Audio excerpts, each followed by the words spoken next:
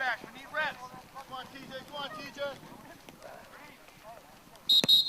TJ. Safety's always been number one throughout my 20 years of coaching, but concussions in the last 6-7 years have come to the forefront.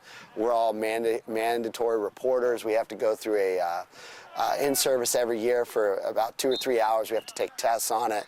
So, it's a high stakes, it's high stakes here. The kids, their safety's number one, and, the parents, empower us to make sure their kids are safe. They've taught us from young ages how to tackle and how, you can't lead with your head. And they've made a lot of improvements of, making rules about blows to the head and cracked backs. And, I think they're taking the right step forward, but, you're never going to eliminate the full effect of giving concussions in football. It's a part of the game, but, I think we're minimalizing it a lot. We're always looking and evaluating safety first all the time. We also rely on kids self-reporting too their symptoms, because we just can't see everything. We're in practice, we're the first line of defense. In the games, it's the officials on the field.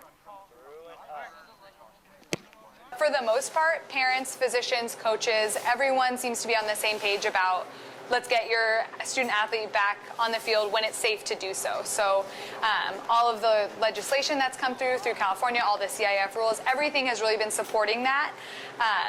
So it's made my job a lot easier because I can say, look, this is the California rule. We have to go by it. I'm blessed to have amazing coaches on my sidelines who listen to what I say and really don't quite, if I tell them so-and-so is out because of a possible head injury, it's no questions asked. Yeah, she's awesome. She really takes the onus off me.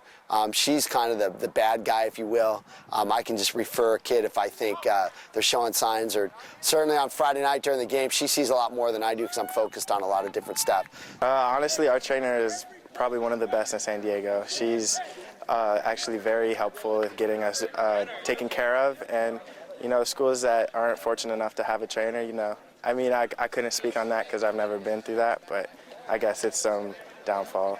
There are tons of schools, especially high schools in San Diego, that don't have a certified athletic trainer on the sidelines, or if they do, it's just for game coverage and not for practice coverage.